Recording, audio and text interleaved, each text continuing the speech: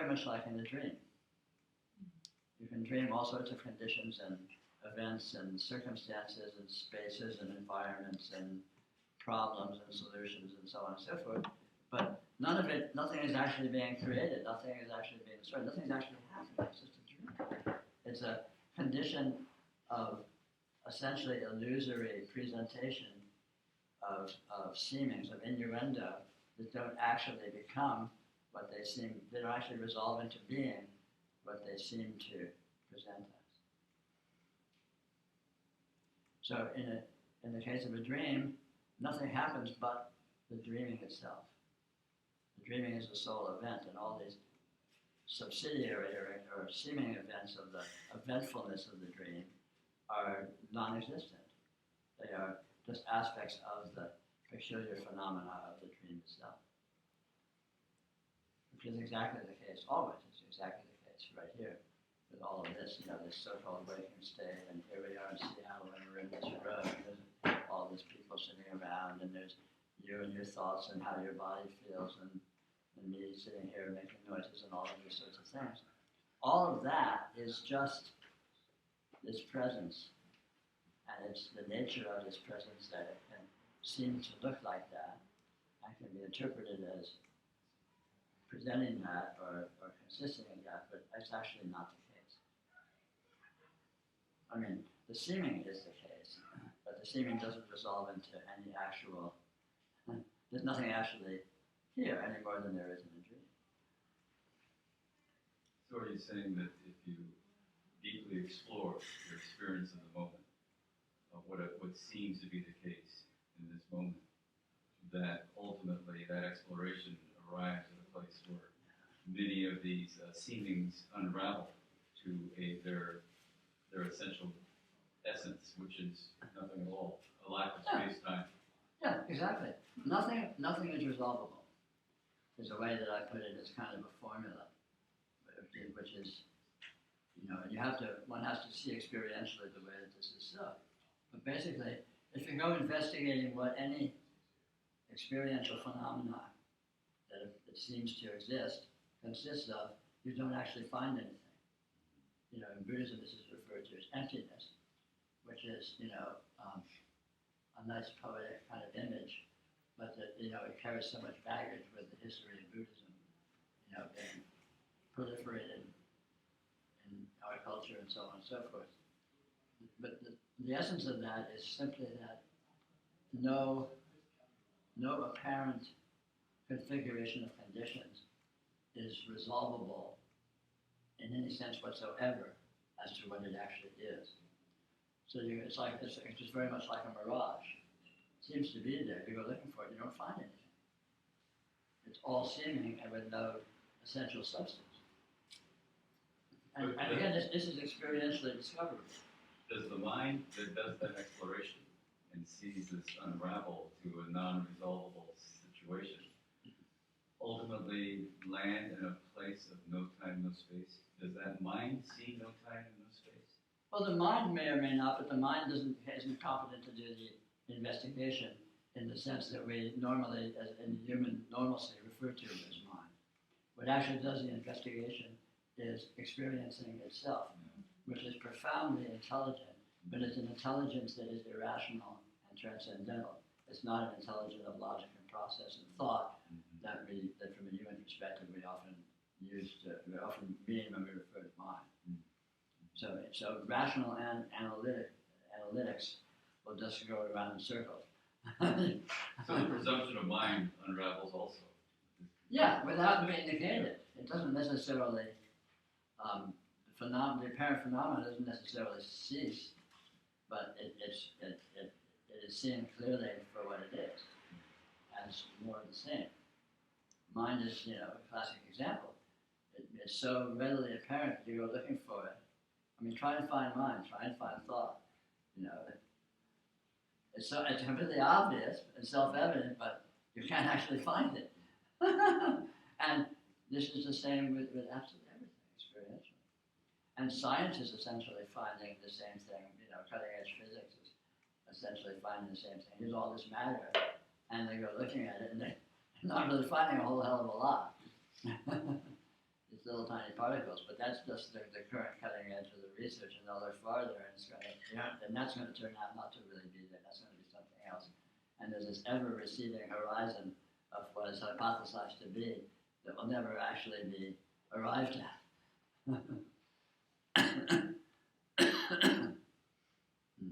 Is that just seems inherent in the idea of infinity?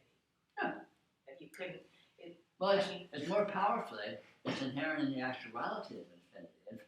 Infinity can be an idea, but infinity is an actuality.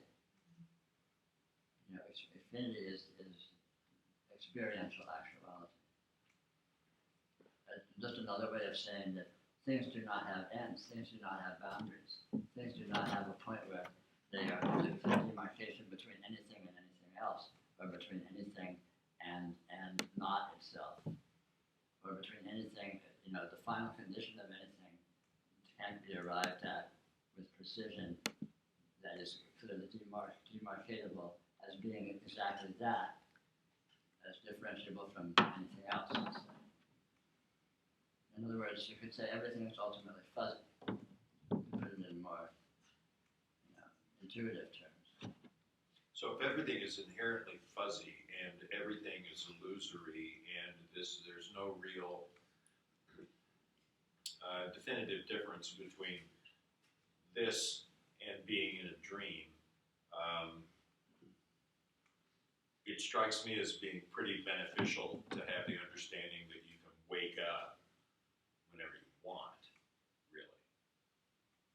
That is an option to wake up and be lucid within this dream, just like occasionally, I've never actually had a lucid dream in sleep, but it seems to be inherently, for me, just beneficial to understand that you can wake up. Well, it can be. First of all, this is a little aside. I don't like to use the word illusory, because this is actual. It's not an illusion, but what it actually is very strange. And fuzzy. And fuzzy and unresolvable. But it's real. So it depends on exactly what you mean by this. But anyway, that's just splitting hairs. Yeah. But in terms of the real issue you're raising, that whole aspect is useful as a technique of investigation, but it's not the ultimate goal. The usefulness of waking up, by analogy, going lucid in the dream or lucid in waking life or what have you, is not that is somehow a more desirable condition. It's the discovery that is possible. So you're never actually locked into any particular apparent condition. In other words, you have mobility. You're never closed in. You're never stuck in a condition. Oh man. And you don't need to get out of it, because even if you got out of it, there's no out, there's no in. It's just this, and this doesn't have an in. This doesn't have an out. All of these apparent subconditions seem like they have ins and outs. The dream seems like you can wake up, and waking up is out of the dream, but then you're in waking life. So if you move from one room to another room, in my father's mansion there are many rooms, that kind of thing. It's a pretty shocking distinction, really, because I've been coming at a lot of this stuff, sort of coming out of a place of not wanting to suffer. Well, sure, right? Wouldn't that be nice? Or to be, right. Or to be happy or something. Should smoke the other stuff. Nah, that doesn't work. Oh. Yeah. Wouldn't that be nice? But only temporarily. Yeah. So to make that distinction, that's pretty profound. Well, it is. It is profound. And paradoxically, that's happiness. Happiness is the discovery that there is no final happiness, because there's actually no final suffering either. Suffering is just a peculiar apparent flavor of something that does not resolve to actually being that. And isn't that liberating? Well, it is. Yeah. Ultimate. You see that, and that's the real shit. Okay.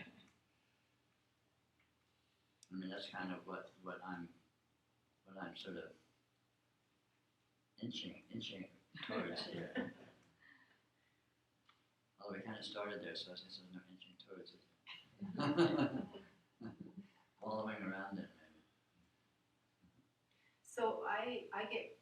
on the word fuzzy a little bit. I don't know, because fuzzy is so related to vision for me.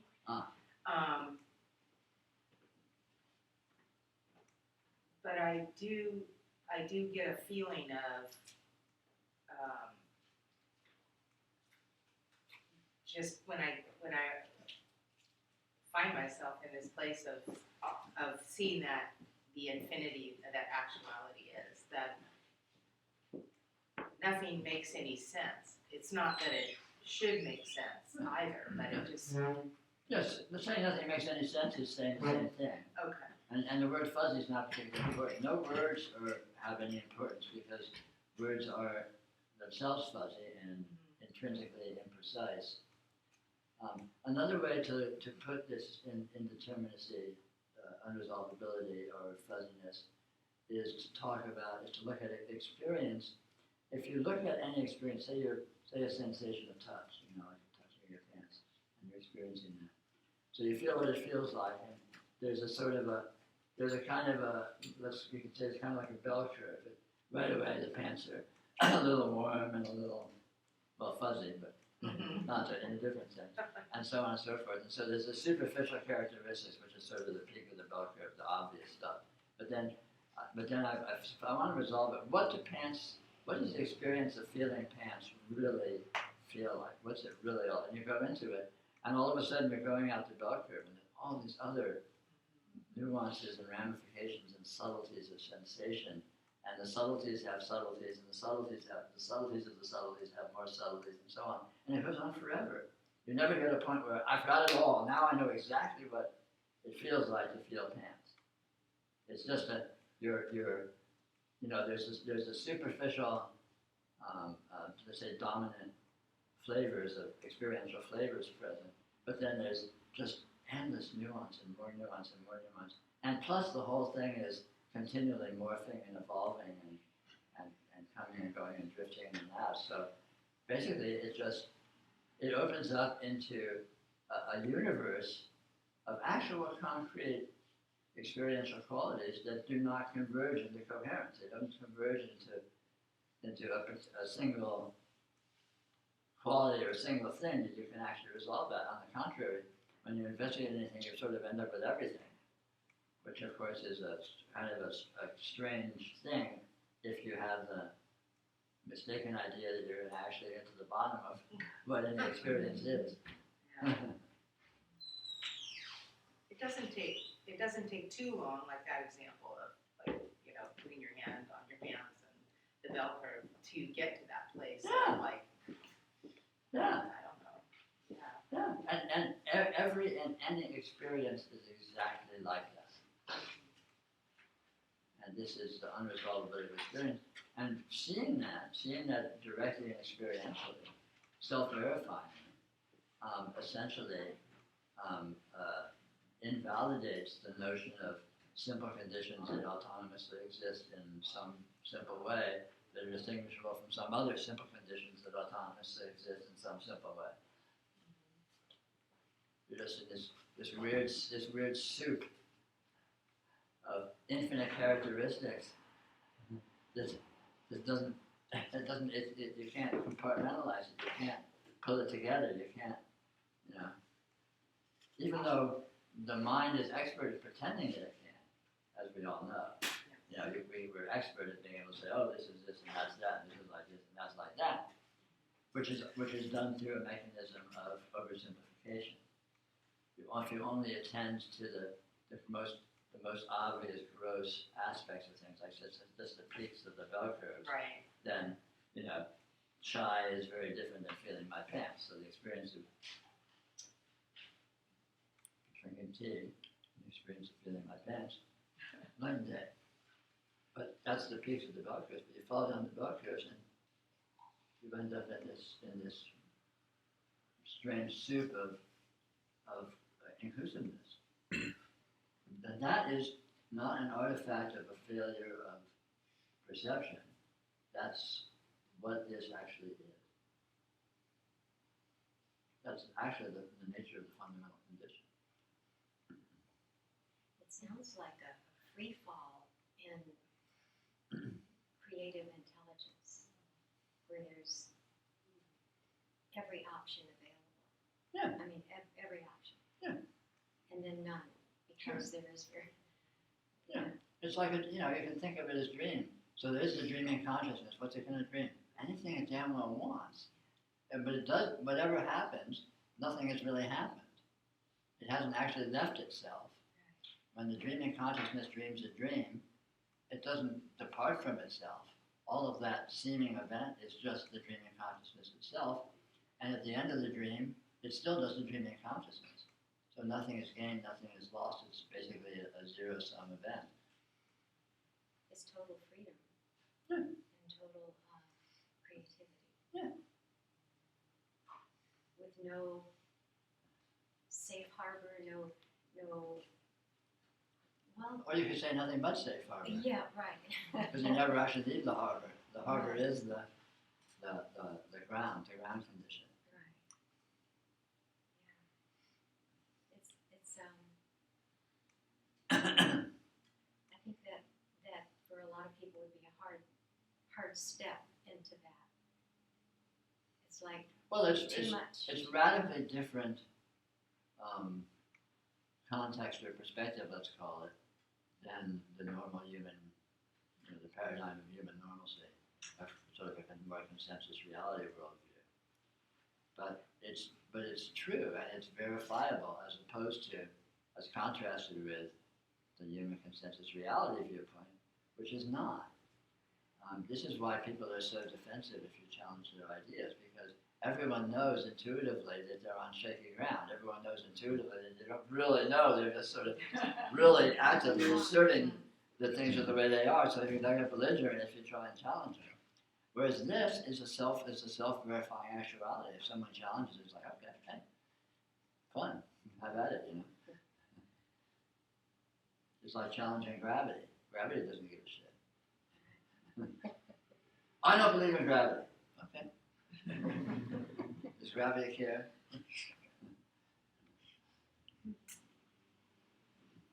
Can you talk about confusion? The major mode? I never talk about anything else. More. Confusion is the major mode of actuality itself. Actuality continually presents itself to itself as infinite differentiation without ever actually departing from itself, without ever actually becoming anything other than itself. And this, of course, gives rise to and consists of confusion. And then confusion proper, confusion as we usually mean the word, refers to trying to pull this infinite unresolvable differentiation into being some condition that we think it might be. And of course that doesn't hold water because it isn't actually like that. And then of course we get confused as hell. So but the solution to that is to see that this unresolvability, this infinite apparent differentiation that is nothing in itself, is what it is, and then it's not confusing. Confusion is only confusing if you think it's not supposed to be confusing. When you see the actuality of confusion, then it's not confusing. Yeah, nothing makes any sense. That's very simple.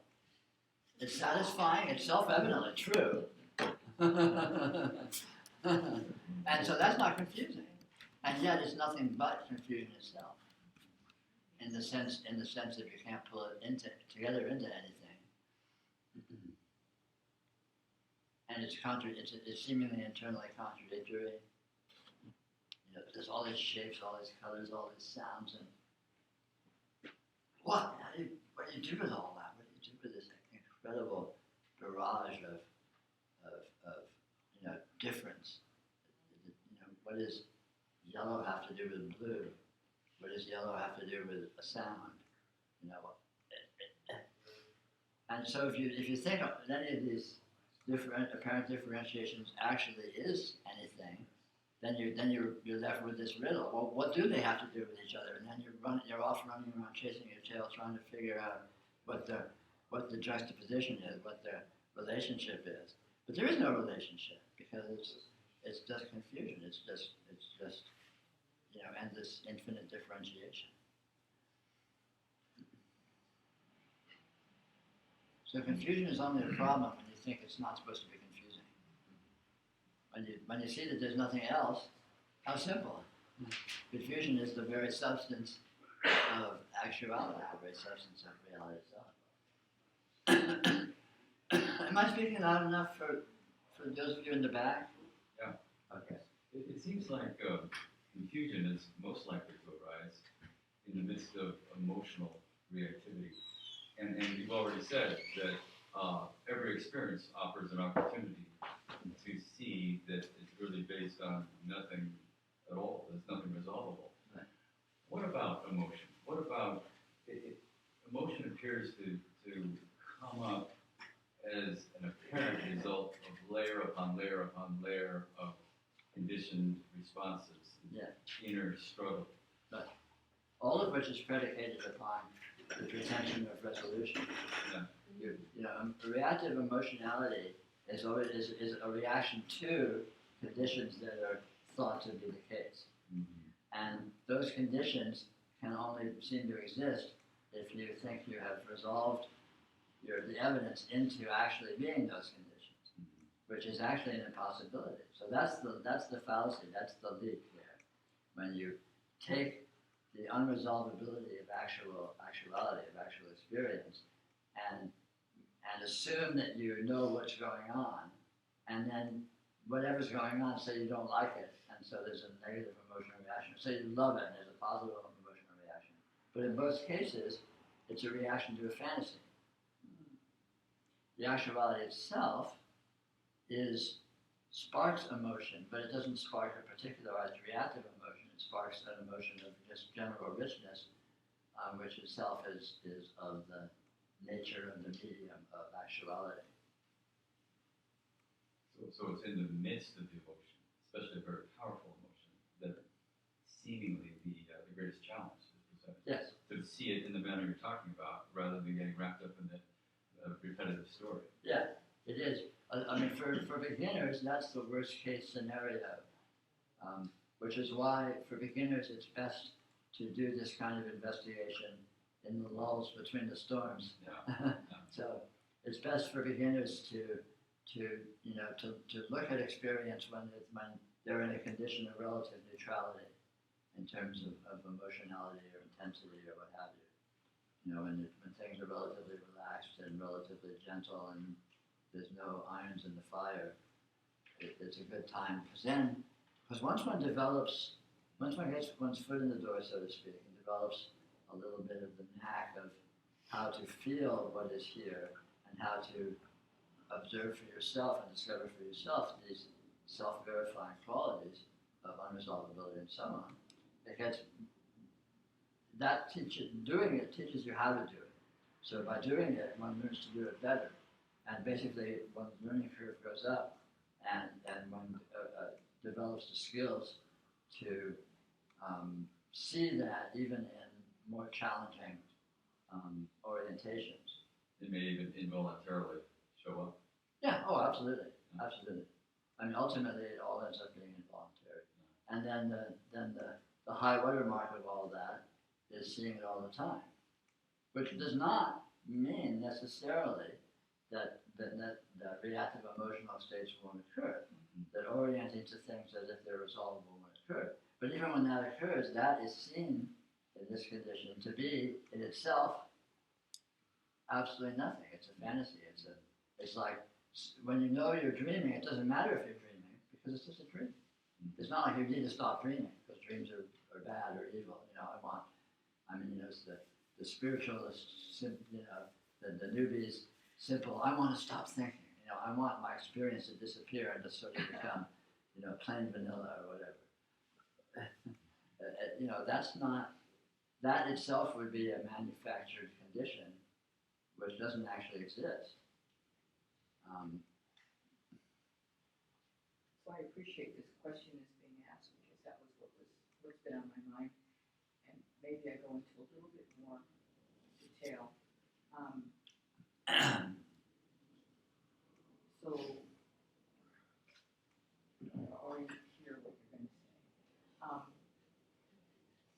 say, bear with me, Peter. I didn't say anything. I know, I feel like I'm. I'll let you say it for me.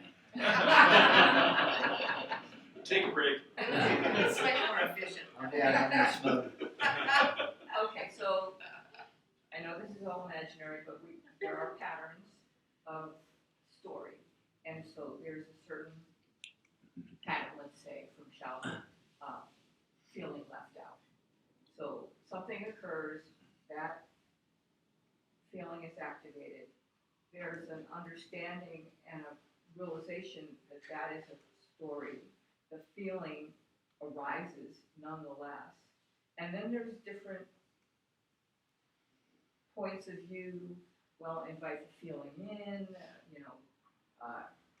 welcome the feeling, blah, blah, blah. And I haven't heard what you actually might say to that.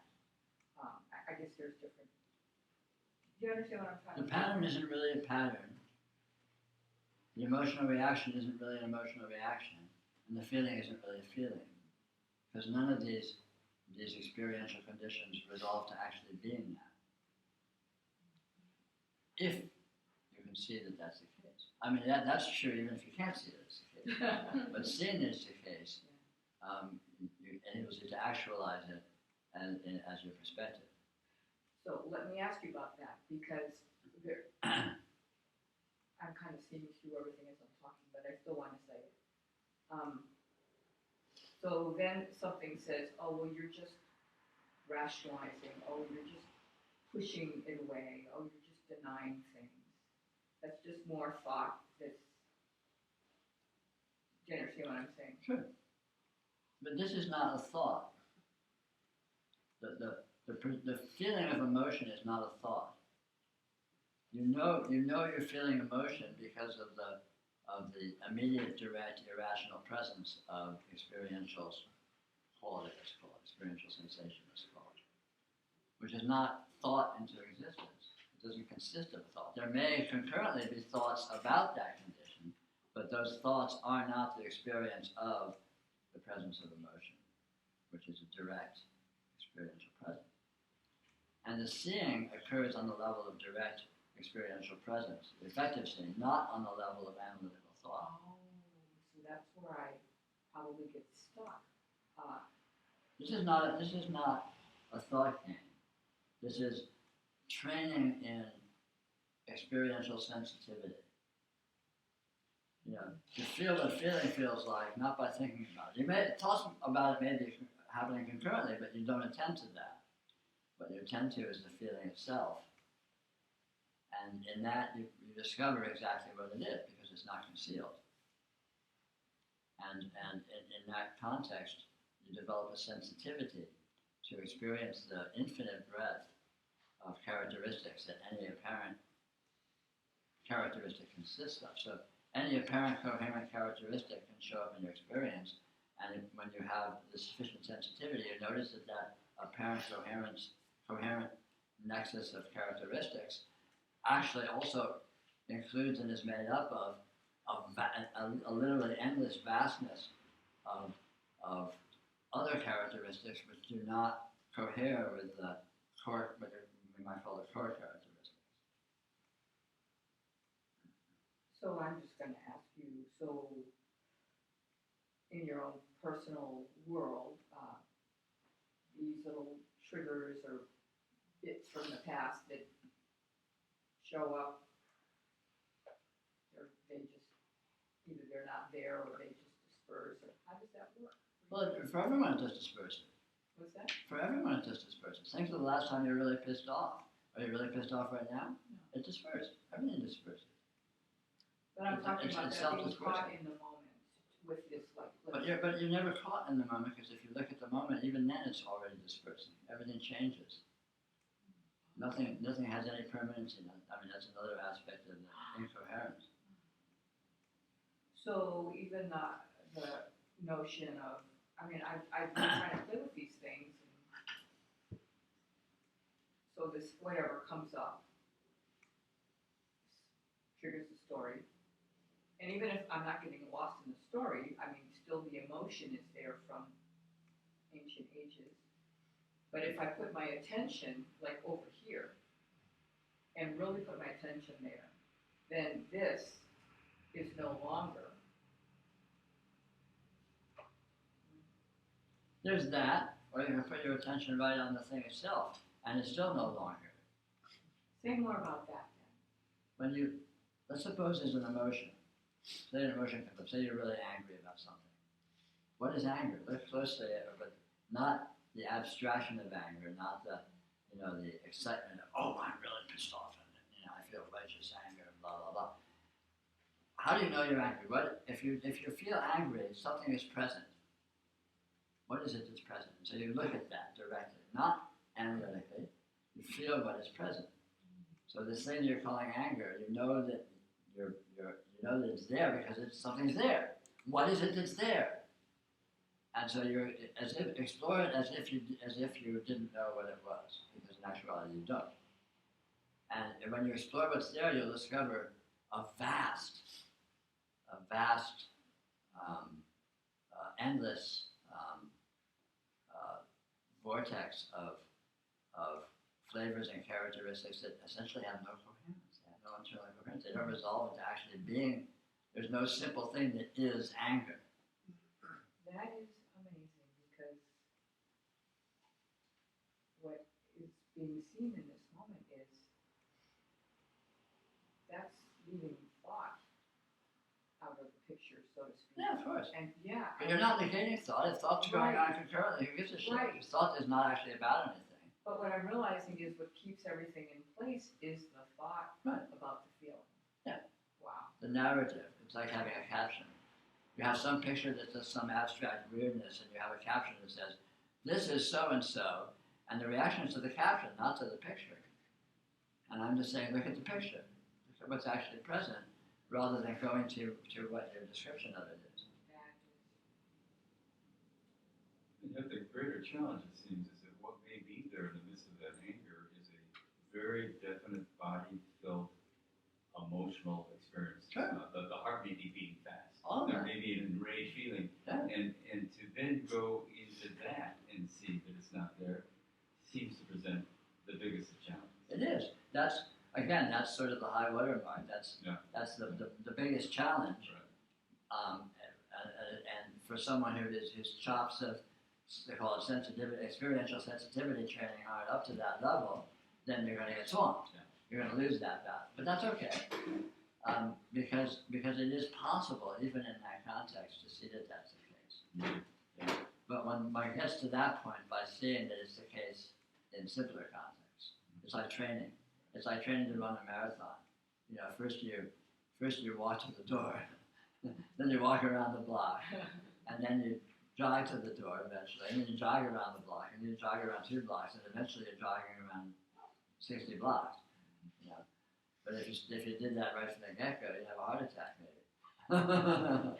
So it's developing skills or developing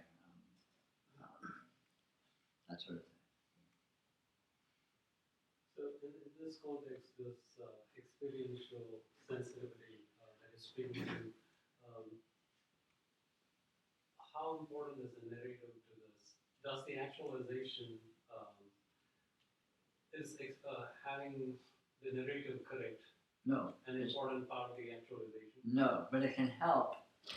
It's not important at all, but it can be useful because we're so addicted to following the narrative. So if you train in a correct narrative, in a more correct narrative, there is no correct narrative because what's actually going on cannot be narrated. But if you train in a more correct narrative, it's maybe less distracting from noticing the actuality of your experience. Although not necessarily, because being sensitive to experience itself, the texture of what experience actually is, which I sort of call noticing, just as for convenience, that is not done on the level of thought at all. It's a direct. It's like feeling a texture. There can be thought and there can be narrative, but the feeling, the texture of experience happens on the direct level of, experiential presence, which is not conceptual. So when I look at my experience, so there is concept, and then there is also the substance of the concept, Right. which is all the accompanying. Exactly. So now I find that when there is an allowance for experiential sensitivity to flower in the moment, then there's not distraction, there is not, there's just this feeling going on. But then, 5 minutes later, I'm out the door dealing with something that is mental. And now, it seems to me, if I don't have a right narrative, I totally lose this sensitivity, I'm totally caught up in. Yeah, that can happen. That can seem to be the case at a certain level of development.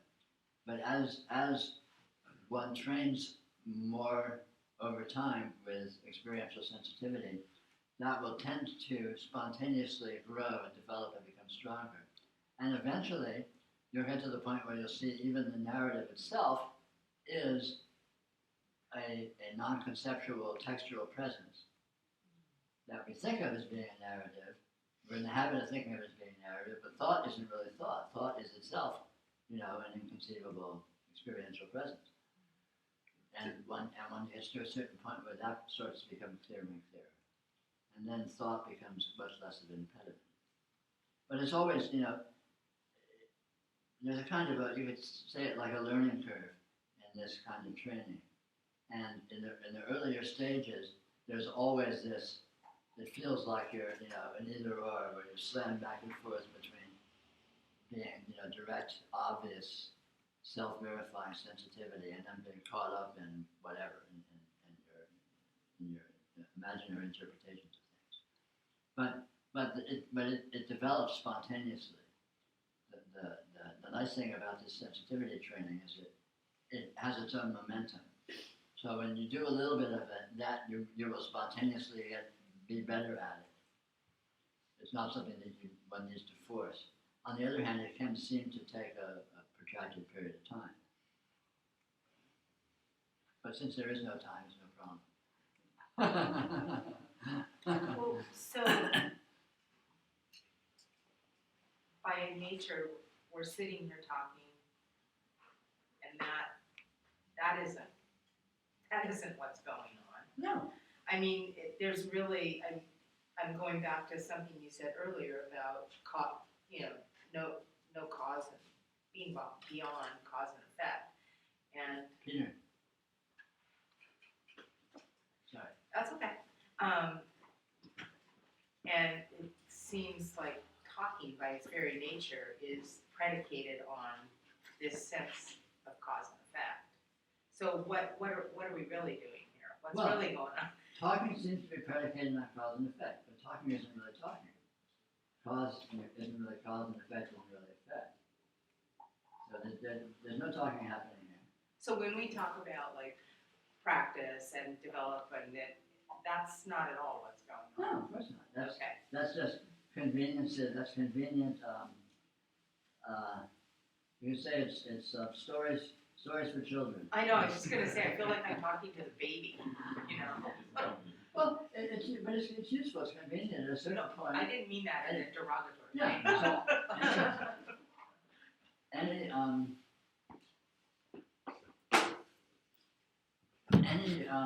mode or means of beginning to address this is potentially useful, even if it's wrong, because there's no such thing as actual wrong. Again, this is another thing. So from an earlier phase of this development, there seems to be a right and wrong. There seems to be a true and false. Yeah. And as it develops, one discovers there is no false, there is no true. There's only being. Yeah. And so one can use what at a certain point seems to be false, because for its effect, for its efficacy and its power, because it's not really false. It's just not what you think it is. But nothing's what you think it is, so that's easy. Yeah. Talking isn't really talking, so the problems don't arise. Thought isn't really thought.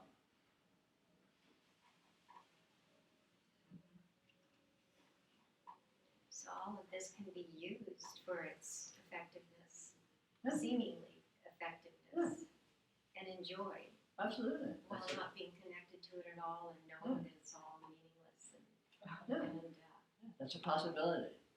Or you can get caught up in everything and worry about it and get all stressed out and tensed up and struggle and fail and do the usual, do that whole route. And they're actually the same thing. But since you have the option, in essence, the choice is up to you. so it's like a dance, really. Yeah, I like to think of it as like, it's like fine print in tax law. It's like taxes. Taxes are, you owe all this $1,000 and this and this and this, but if you go really down, look in the tax law, go down to the fine print. But by the way, there's this loophole, you don't actually have to pay anything. So advanced yogis are people who read the fine print and take advantage of the loophole. Rather than buying the party line superficially, sticking with this. So superficially, there's all this stuff and there's all these problems and all that. But none of that's actually there. And if you have the wherewithal to notice that that's the case, then you take advantage of the perspective that's implied in that, which is this wonderful liberation and enjoyment. And then it becomes literally a dance. It becomes a dance of energies that are virtual energies that don't actually even go anywhere. So it really gets to a point where there's literally nothing happening. To touch on last night. So Not by negating or denying anything, but by looking at all event is not actually that. Because the energies that constitute, the apparent experiential energies that constitute any event, don't actually depart from their base condition. right. It's as if the only number was 0. And so all the other numbers, you can do all these numbers and draw all these graphs and charts and all that, but since the only number is 0, you haven't done anything. You never leave 0. Quintessential, pristine. Yeah. Exactly. Pristineness. In Dzogchen they say that this wonderful word kadak, which means primordially pure from the beginningless beginning. So there never was a stain, there never was a conflict, there never was any stress. You can use the word actual absolute. itself. Yeah, that is the absolute. But there's nothing but the absolute, because the absolute never became anything else. It's just a quirk of misinterpretation that it seems to be this world of ours filled with all of its problems and struggles and individual challenges. So when you say that there is no stain, no struggle, no conflict, do you come to an understanding that these words mean nothing, or because the feeling of stress seems real, Yeah. the feeling of conflict seems real. Yeah. So is it that the whole thing is an illusion? No, it is real. It feels real and it is real, but the reality that it is not what you think it is. So the reality of stress is actually a no stress condition of 0 stress, and yet it can feel like a stress.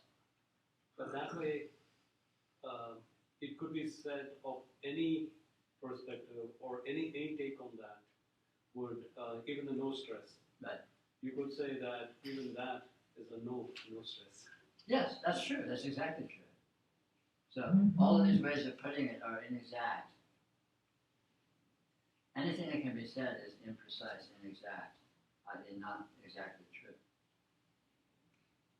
But again, like we were talking about a little while ago, it can be useful to put it that way to reveal the sense in which that perspective is valuable, even if not true. Because that perspective can be a jumping off point to seeing what is true, which of course transcends any way of putting it. Is Is that what you're doing when you talk about sensitivity training? Because you're implying time, you're implying something like cause and effect. Right. So it seems like that you're offering an opportunity Right. to work in time, to progressively delve in deeper and Yeah. progressively understand and see what's going on. Yeah. Or what's not going on. But ultimately, there was no cause and effect. Right. Yeah. Because it looks as if it looks as if it is like that. It may look as if there is time. It may look as if there is development. And when one succeeds in the development over time, then from that perspective, one discovers there was no time and there was no development. One really gets to the point of noticing what has always been the case. But that perspective is not particularly accessible or relevant when one is caught up in and oriented to it as if it was time and process and so on and so forth. It's very subtle and tricky because lesser perspectives, let's call them, don't become invalidated by more profound perspectives. They turn out to be ways in which the more profound, so in other words, the ways in which the more profound perspective can be seen. So even though there's no time and no space, there can be seen to be time and space. And there's no conflict there, strangely, because of the irresolution, the unresolvability of the actual condition. So there's all of these different perspectives which seem to be mutually exclusive or contradictory. And they're all actual viable perspectives on the true condition. But the most fundamental perspective reveals that all of these sub-perspectives, even though they're viable in their own terms, are not comprehensively true. Just partial. Yeah, partial and they only are sustained. It's like an accidental alignment. They're only sustainable from a certain very specific perspective. It's kind of like, imagine 2 points in space, and you line up at a certain point and they're the same point, and you line up at a different point and they're different, and you line up at another point and they disappear altogether, whatever.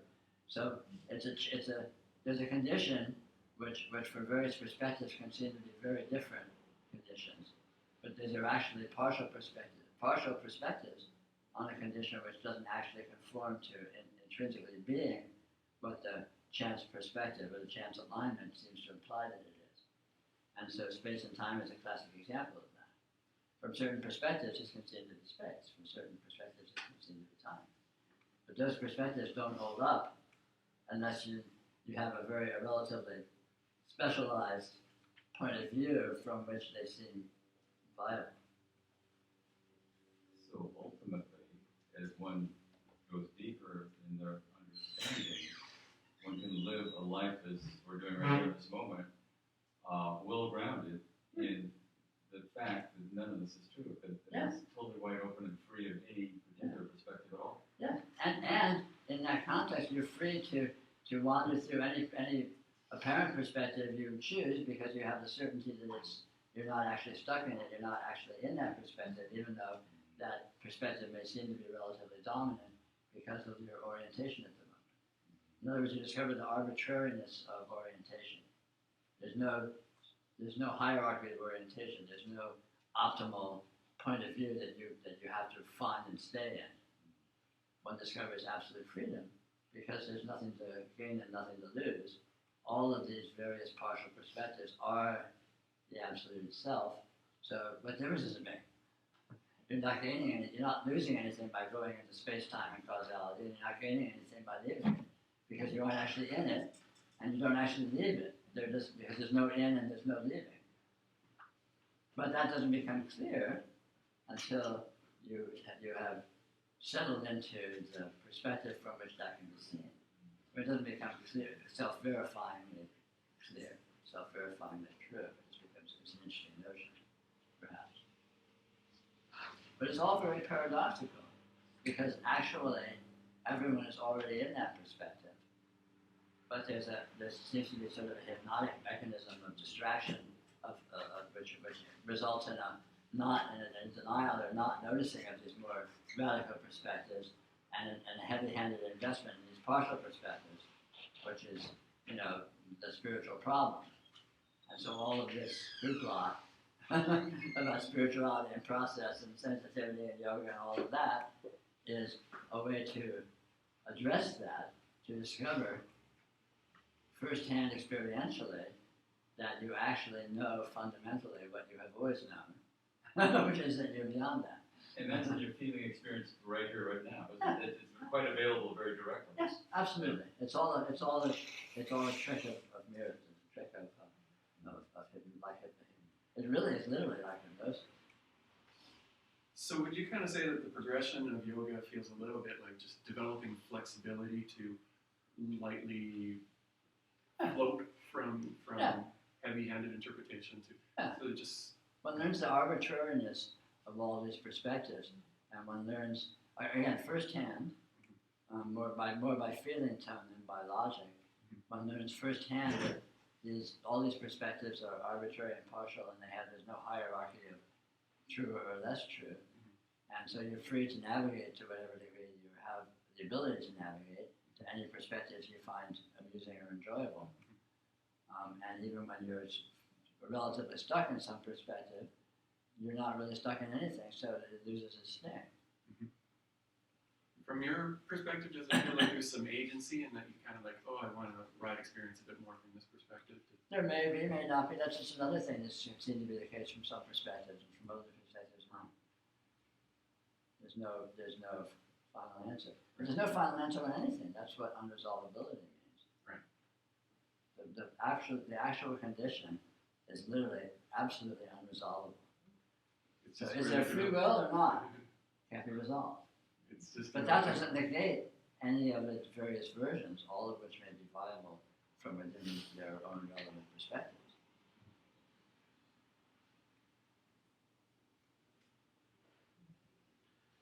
Could all that be a result that the mind can't hold two thoughts simultaneously?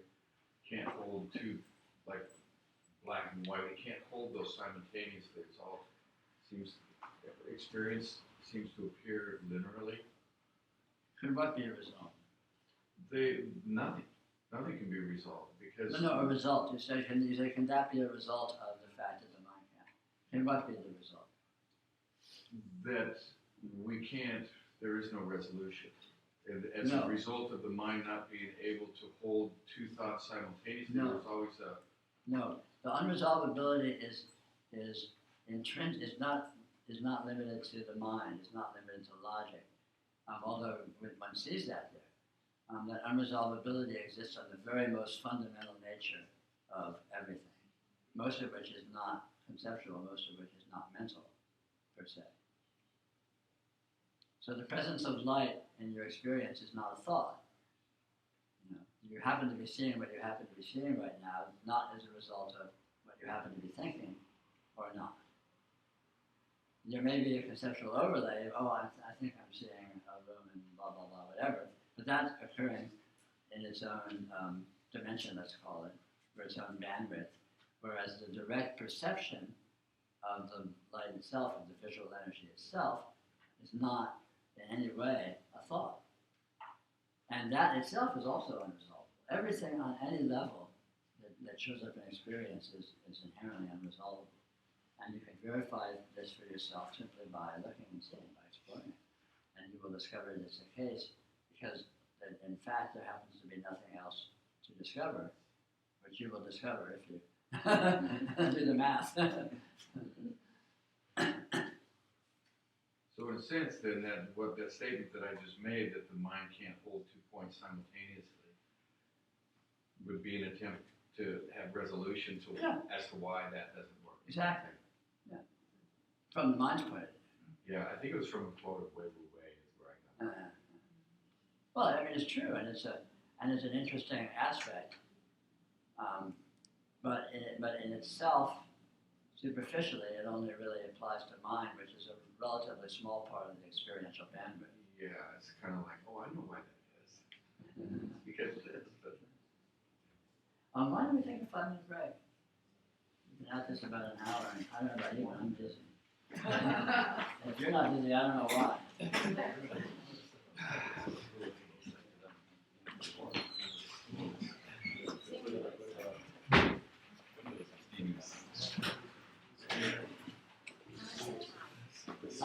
Oh, it's very good, that's fine.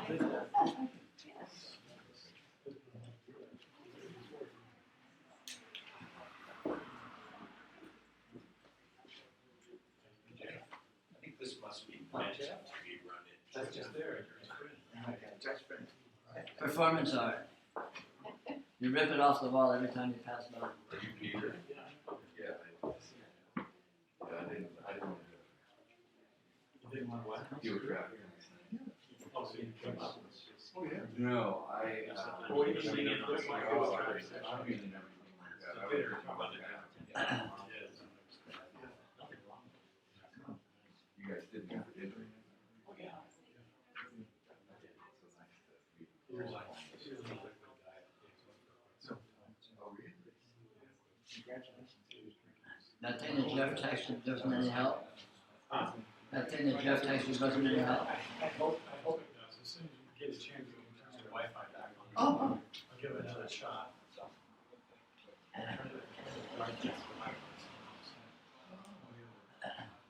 As usual, at some point I'll probably slip out. Yeah. It's so great to have it. Next time, I'm overdue a visit with my daughter, so. I'll come by and visit